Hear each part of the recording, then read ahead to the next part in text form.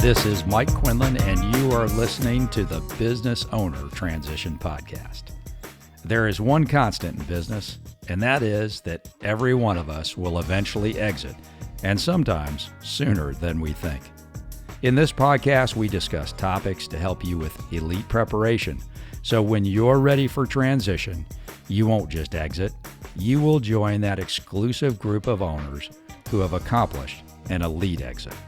We talk with former owners, exit advisors, and a host of other experts to help you increase the value of your exit, execute it on your terms, and most importantly, do it without regret.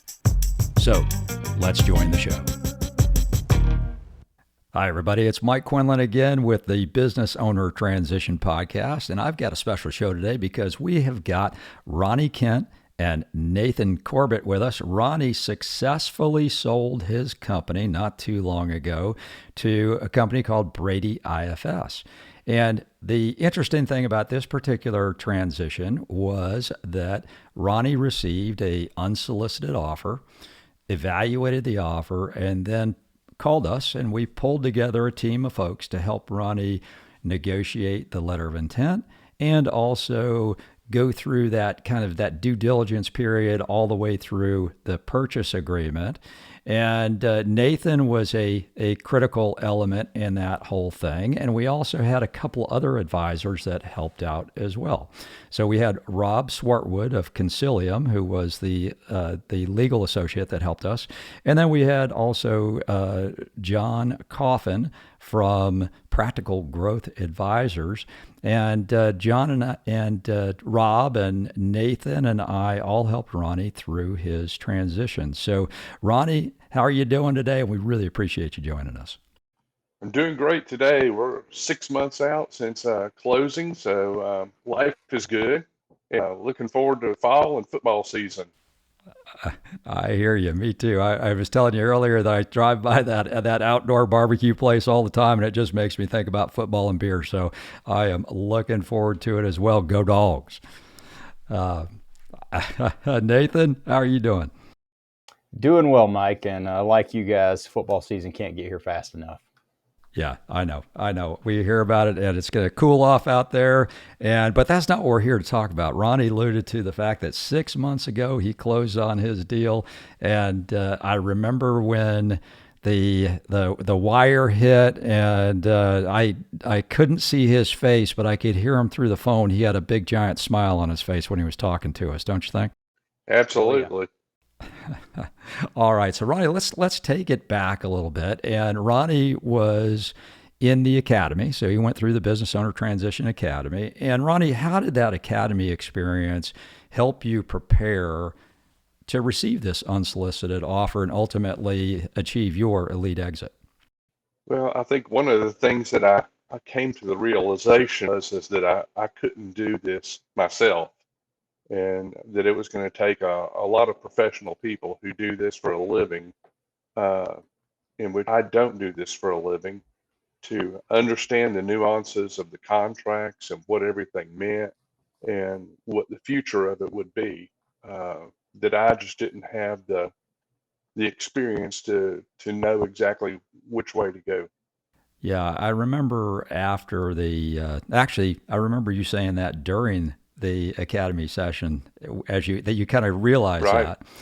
And then afterwards, we talked about what your plans were. And at one point, I think you were looking at doing an acquisition after the academy.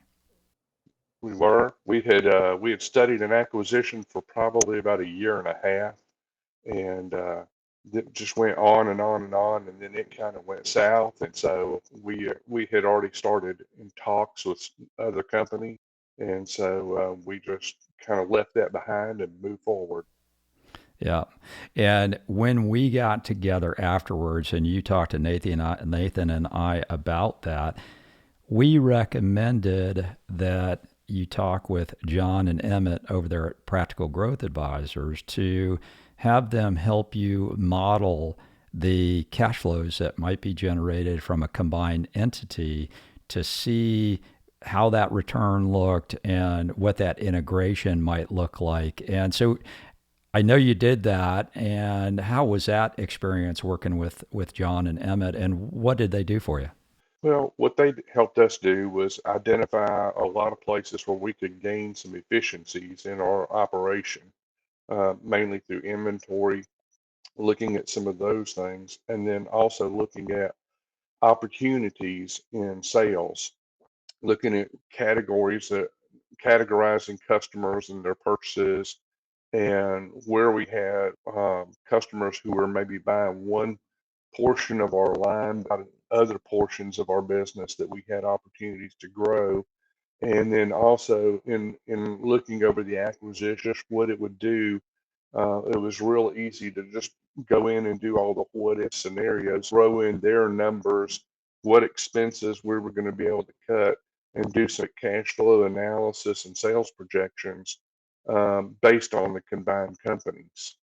Yeah. And one of the things that we always talk to our clients about it, and you heard this over and over again at the academy, is the I'm good checklist, and specifically the G, which is growth. And sometimes we talk to our students and clients about the fact that even though they may have a growth plan in their head, but they don't have it documented anywhere. They don't have it tied to any kind of projections. And we always encourage them to go ahead and let's document what that growth plan is, even if you don't have the human capital or the financial capital to put it in place. You can still document it and tie it to pro formas. And in this scenario, that's exactly what you were doing.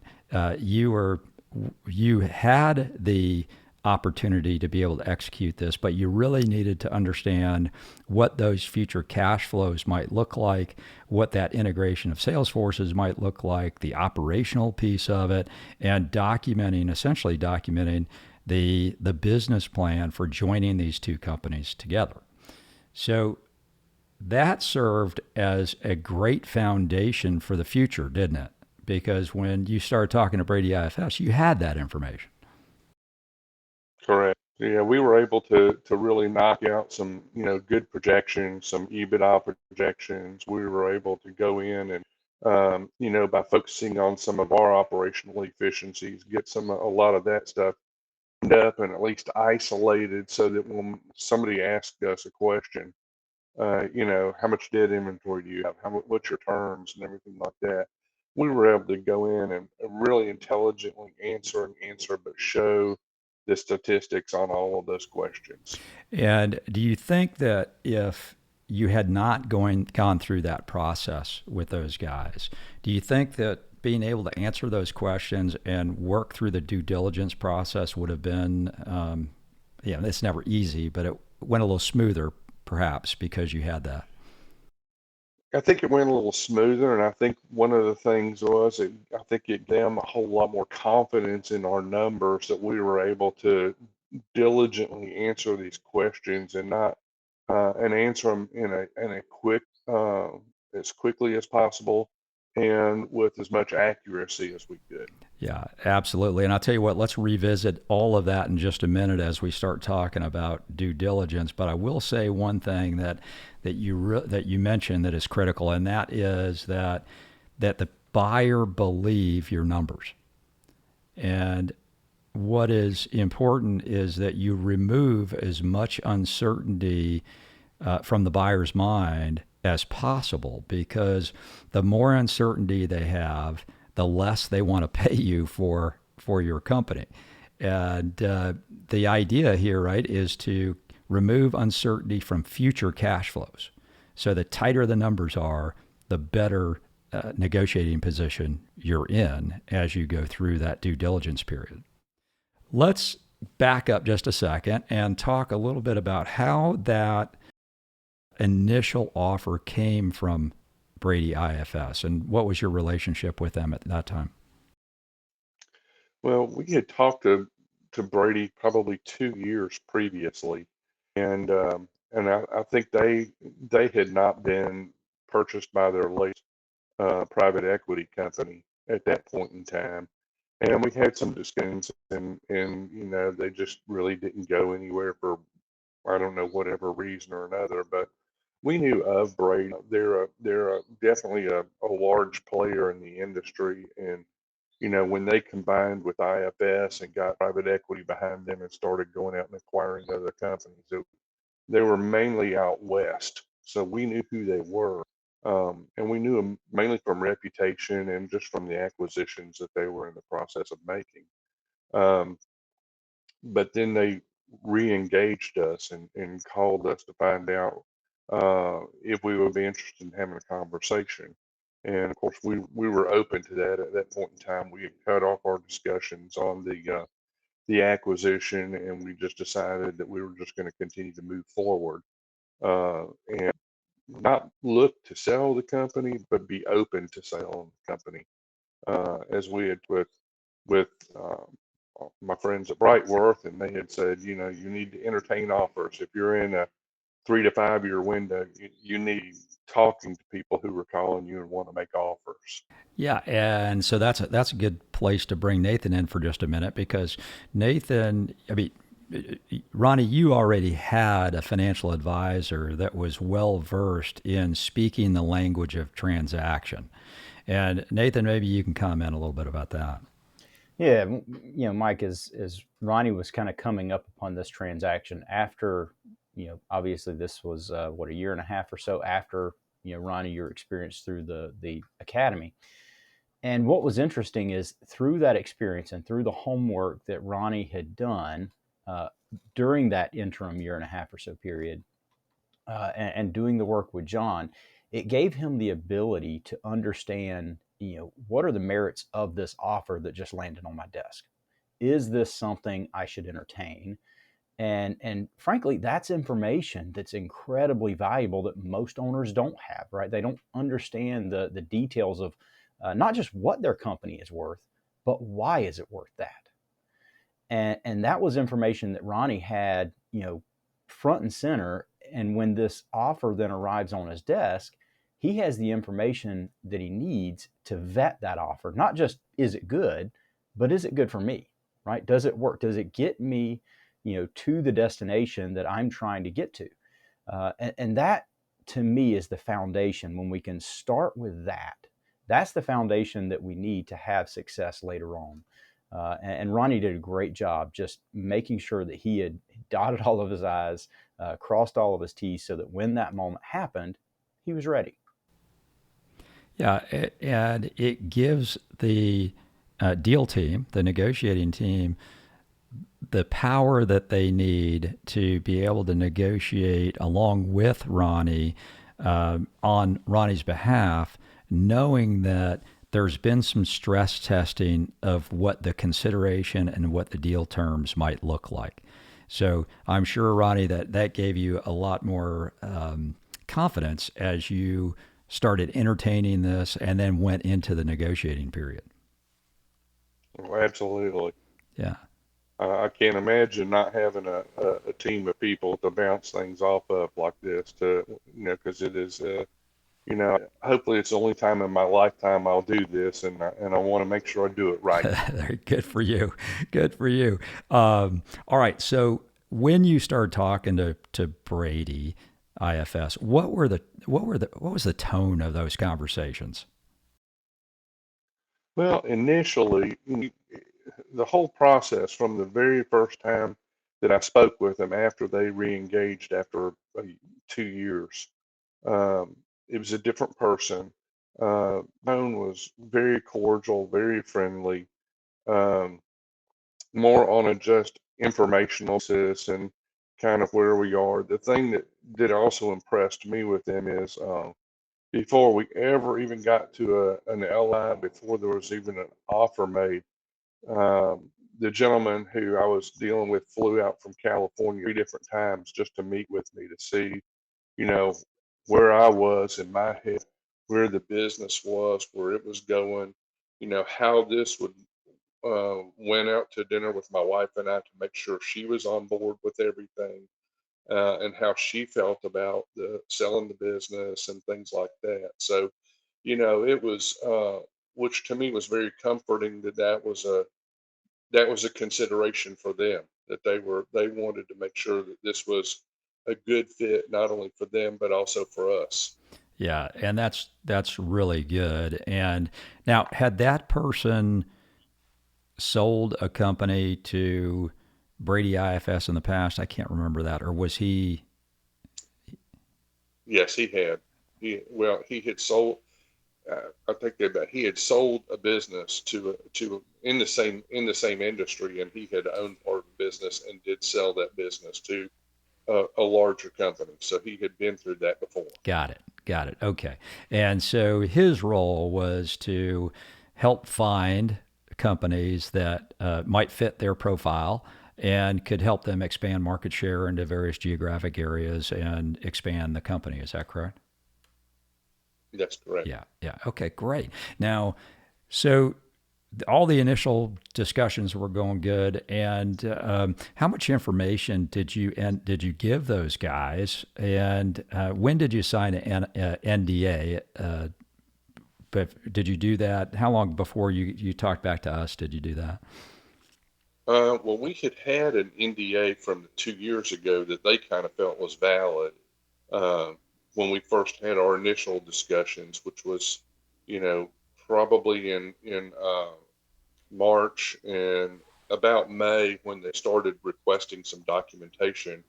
It came to their attention and my attention when I pulled everything back out. The previous NDA that they thought they were still covered under uh, had run out. It had a 2 year limit on it. So they got us another NDA out in May. We signed that, and then we started sending them um, generic, fairly generic information. Some of the like the employee count, employees and locations, and redacted with no names or anything like that. We sent them 3 years financials, and that was pretty much about it to start with. Okay, so that was just kind of the beginning of the dance, and Right. and everybody was all happy and all the rest of it, and they're trying to evaluate you to make sure that this is a good financial fit, and then they generated a letter of intent for you, right? Correct. So that came about much later in like September, was the first letter of intent. And then we spent about, of course, by that point in time, when we got the letter of intent, kind of made everything real, and jumped on the phone with you and Nathan and John, and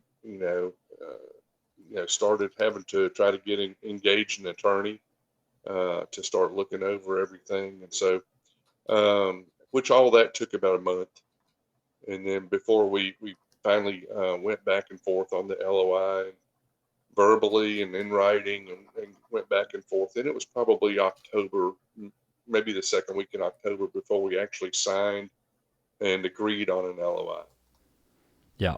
And I remember that day that you called up. You said, "Okay," just like you said, "Okay, it's getting real now. I've got an LOI in my hand," and we asked you to send it over to us, and it was interesting because as we got the team engaged, Nathan and John and I, along with you, found that they might be able to sweeten the offer pretty much immediately. And I think the initial thought that we had, we went back to them with some with a change, and that turned out pretty good on the way that the initial consideration was going to be.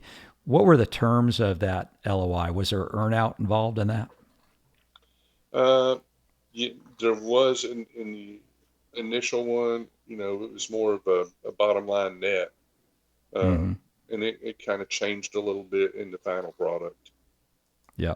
And were you, as you started going through all these conversations, was your expectation that you would get, that there would be an earnout or some type of delayed payment with a offer that you might get, or did you think, that they would pay you the full consideration at the closing table? Well, I was hoping for the full consideration at the closing table, but that's not always the way it works. Uh, Right.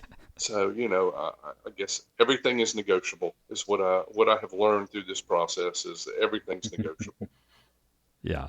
And, the reason I ask you that question and knowing the answer, but the reason I was asking you the question is because the, a lot of times people think that when they're ready to sell their company, they're just going to kind of push the proverbial easy button and somebody's going to pay them a bunch of money for their company and they're going to walk away and be done with it.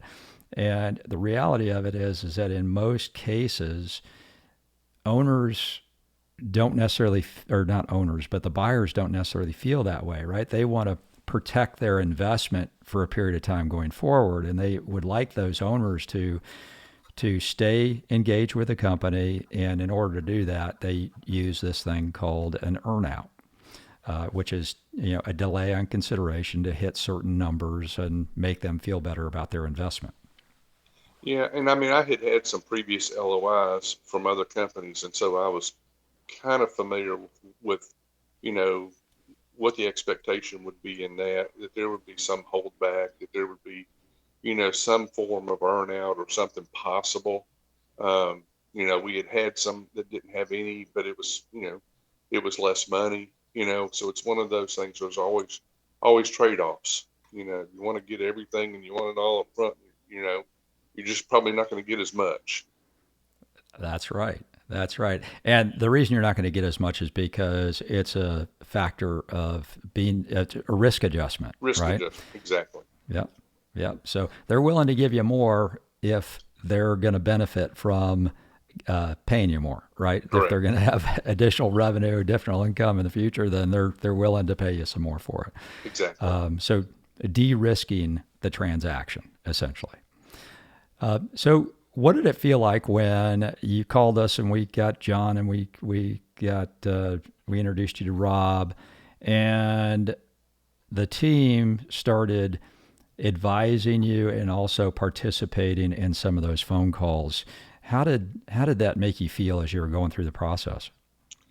Well, it helped me feel good about the process, knowing that I had some people who have done this before, who had experience, who have seen a lot of different transactions that look, wrapped all kinds of different ways to help get through that and understand, maybe why they were doing the way they were doing it, and what might be a different way around that for us, so that we, both of us could win.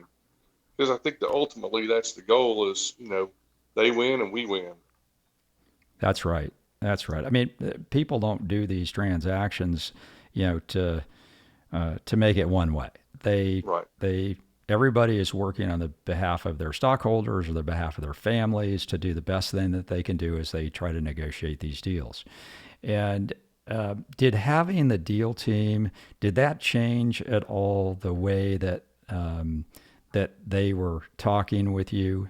And what I'm asking you here is that when owners try to do this on their own without other advisors around them, sometimes they don't have as much leverage as they might have if they have a deal team on their side to help them. How did that work for you? Did it feel like you were in a better position by having people around you? Well, I do think I was in a better position, and one of the things that the considerations is that if you're going to go there and you're going to work through a period of time that they want you to stay on and work out and have an earn out or whatever, uh, you certainly want to have a good working relationship with these people as you go forward. And having a deal team, somebody who doesn't really aren't directly have a dog in the hunt, that can sit there and guide you, and they can, you know people can get upset, but at the end of the day, when all the papers are signed, they're gone, and it's me and them, the acquiring company, working together to make things better and to move things forward. And so that was very helpful because if there was something that wasn't so positive, well, then we let it get delivered by somebody on the deal team, so that it didn't come back on me, and it wasn't a personal reflection, and they didn't take it personally. Um, that I was trying to screw them or they were trying to screw me, um, because it didn't really want to that get to that point. And unfortunately, I think that a lot of cases um, that happens. That's right. And so you mentioned a very, very important word, which is emotion. And that is probably the thing that kills the most deals out there, right? Because when the owner deals with the buyer and it turns emotional, then tough, decisions sometimes get clouded. And when you have a guy like Nathan over there that is sitting on those phone calls and can speak to the intricacies of the financial statements and talk about why the quality of earnings assumptions that they're making are not the qualities of earnings assumptions that we are making. It keeps everybody on more of a level playing field, and then you can receive guidance also from people that have seen, hey, look, this deal is going to fall apart 3 times. Let's I think I told you that at the very beginning Yes, of this, didn't absolutely. I? And it did, right? Correct. So, um, and that's just the nature of doing transactions, right? So, I think that people look at you with more respect when you have people around you that are helping advise you. Yeah, and it is the most emotional thing I believe I've ever been through in my life. I think I went probably 6 months with very little sleep. It's a trying time, and so much of it is the emotional part of it. That's right. That's right. We have a little success formula. You've heard it before. It's success equals process times vision times desire.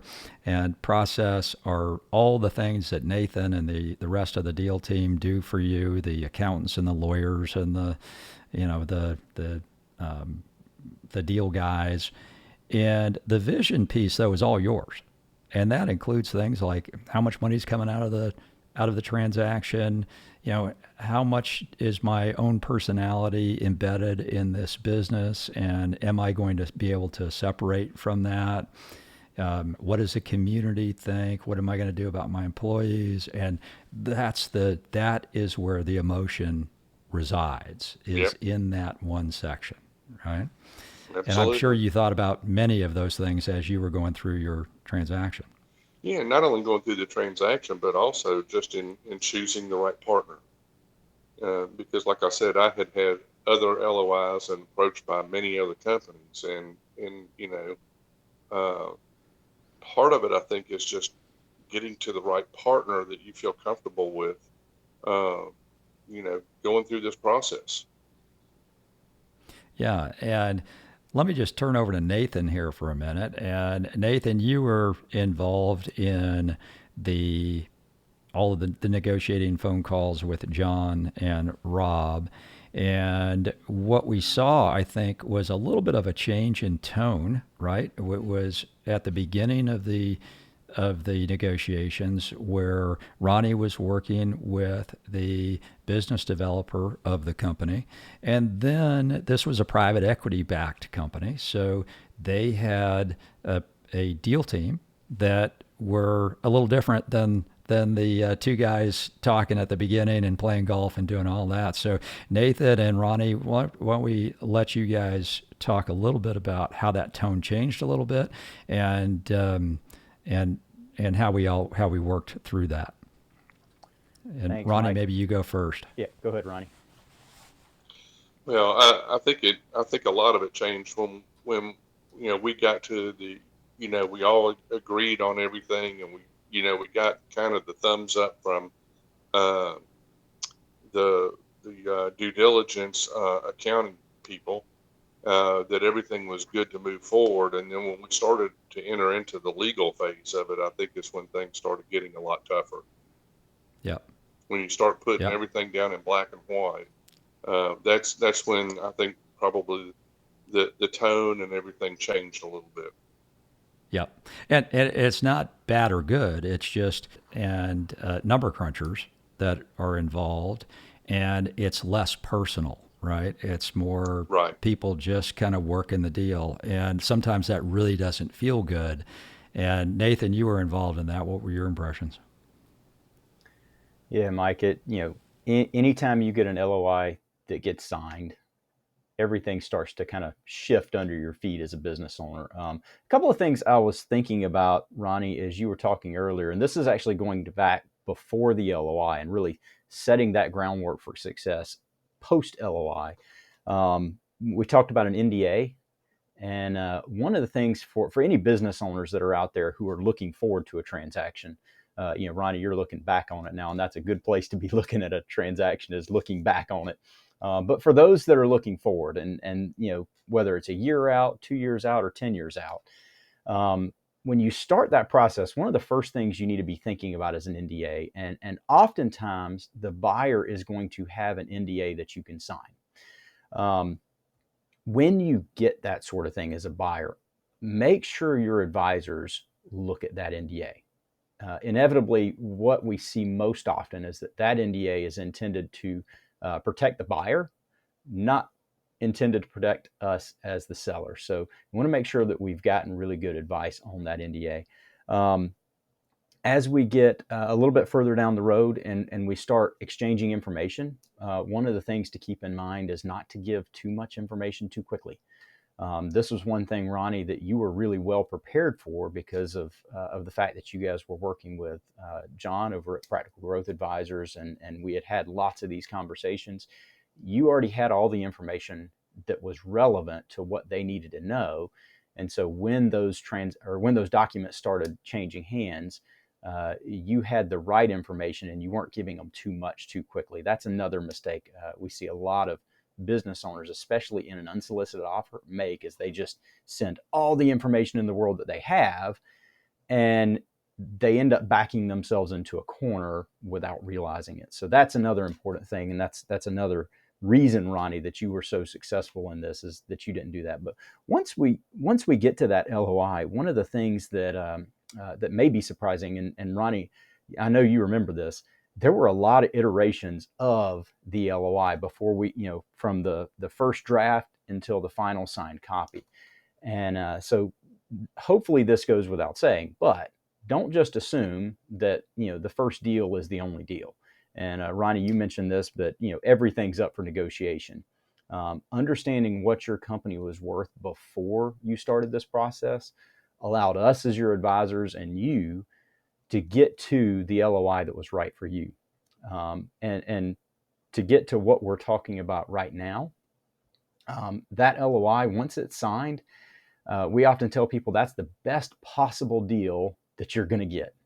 Because as soon as that happens, you move from, this person that you've been communicating with back and forth that is your buddy during this transaction, to the deal team that's behind the scenes that is not your buddy. They're, really good at math, and they're trying to figure out a way that this math equation that is this transaction is going to work. And that's really what they care about. They're trying to make sure this thing balances. And understanding, we talked about emotions early on, and Mike, you're right. Emotions are the number one thing that can kill a deal. But understanding what that process is and understanding who it is that you're now talking to can help diffuse some of those emotions when you realize, okay, I know what it is they're trying to get to. They're trying to figure out this math equation. And then having some guys like Rob, who has been through this, numerous times, and John, who has also been through this numerous times, that can help filter out and help, guys like you, Ronnie, understand, hey, this is why you're being asked this question. Again, it helps to diffuse some of that information, or diffuse some of that emotion as you're going through this. But, Mike, to your point, once you get to that deal team, everything changes, right? Then that math equation comes front and center, and they're going to start to look at every single number to try and find ways to bring that LOI down, to bring that sales price down, to bring the terms down, to make it more advantageous to the buyer, and ultimately less advantageous to us as the seller. So That was certainly the case here, but this is also where, Ronnie had done his homework beforehand. So he knew the value of each one of these things. And because he had a deal team around him, he was seeing where all the gotchas are in the language that the buyers and this deal team were ultimately putting out. So he's able to understand, hey, here's what this means, here's what they're telling me, and here's what it means. When you put all that information together, it's much easier to have a really successful transaction, and that's ultimately, Ronnie, where you got to. Yeah, and one thing I will tell you is that everybody needs to remember that the buyer has got a model. The buyer knows exactly how much money they want to pay. And they're going to arrive at that through a combination of cash and of potentially some rollover equity and some deferred terms that are associated with production levels of the company. So it's not like they're just winging it here. Every single change, every item that they negotiate into the deal goes into the model to make sure that the return on the investment that they're making is maintained. So we, on the other side, as a seller, have to think about, okay, I know they've got this model, but I know what I need from this deal. And I know what my hard no's are when it comes to doing this, because I've thought about it already. I've already understood what my vision is, and I know what I'm willing and not willing to accept, because as we get closer to the closing table, things tend to get a little bit more difficult. And Ronnie, how was that last 2 weeks going into the closing table for you? Well, we kept getting the closing pushed back and pushed back and pushed back and pushed back, and even the day of closing, we had it pushed back 4 times. Uh, so it was obviously very emotional, because you keep thinking that you're almost there, and then there's other things that come up, and wording in the contracts, and just some of the minor legal stuff that I say it's minor, but it's major, the effect of it, because it's all about dollars. And so it has a tremendous effect. And, you know, thank goodness for the people like Rob, who says, unless you tell me, we're just not agreeing to this, and this is where you need to be firm, and this is what you need to do. And so that was extremely helpful. But we got pushed back so many times that, I was trying to be much more realistic in the closing date. They seemed to push and wanted to push it faster, and Rob had his own opinions of what their strategy was behind that. I just tend to think that uh, we just couldn't get there at the rate we were going, with the attorneys going back and forth. And whether that's intentional or not, I don't know. I don't think it was malicious by the people who actually wanted to do the deal between me and between the company that was acquiring. I don't think they were malicious, because I think they wanted, at that point in time, wanted to do it as bad as we wanted to do it, and we both had a vested interest in getting it done.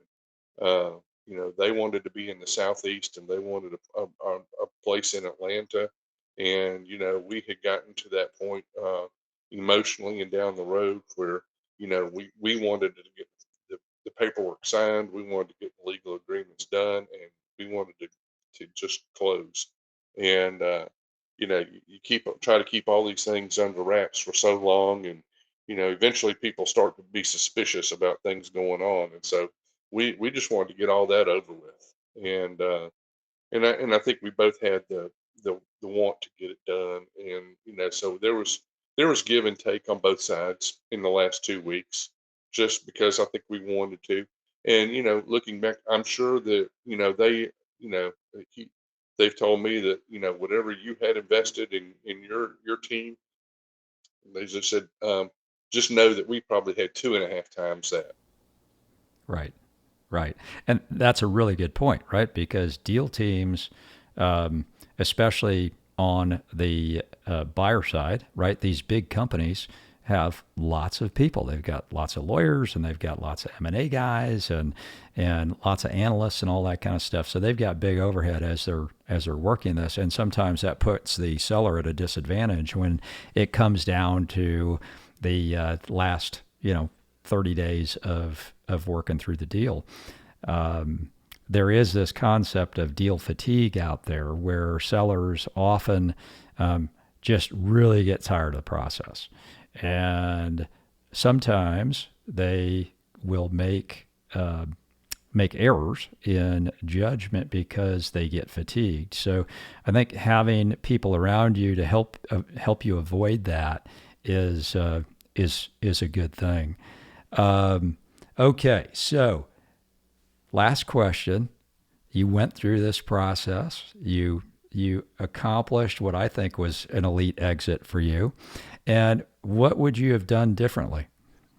I think the thing that I probably would have done differently, thinking back on it, was probably work a little bit more diligently about cleaning up the inventory, cleaning up the books, doing much more the planning that we did with the practical growth advisors ahead of time, rather than in the 12 to 18 months prior to. If we had been in a position when we started of not going through that, but already having it done, I think that we would have looked a lot better, looked a lot cleaner, had some good history behind us.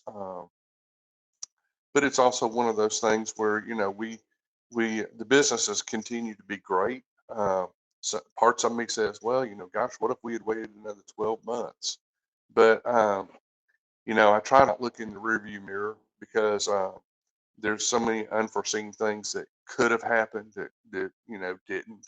The good thing is we got it all closed. We have a great partnership, and the businesses continue to grow at a phenomenal clip. And we've surpassed. I think we've had a record every month for the last 11 months. Every month we've exceeded. So it's been a tremendous way to go out, and I feel good about the transaction and where we are. That's awesome. That's awesome. Well, listen, everybody out there, I want you to join us on October 4th. We're going to have an event at the Buckhead Club. Ronnie is kind enough to be able to, or come and sit down and let me grill him on a panel discussion along with Nathan and Rob.swartwood and with John Coffin from Practical Growth Advisors. And you're going to hear more about the story and how Ronnie's journey was from owning that company and thinking about doing something and thinking about buying somebody else, and then ultimately to accomplishing his own elite exit. And you can find out more about that just by emailing me at mike.quinlan@theowneracademy.com. That's mike.quinlan@theowneracademy.com, or going to theowneracademy.com, and we'll have some information on the website there for you. In the notes for the show, I'll put all this information down so that you don't have to remember it if you're driving in your car. And we thank you, Ronnie. Thank you for joining us today. Thank you, Mike. You got it. And Nathan, I appreciate your insights and you being with us as well today. Always a pleasure, Mike. Thank you. Okay, guys, thank you very much. And everybody out there, we'll see you next time on the Business Owner Transition Podcast.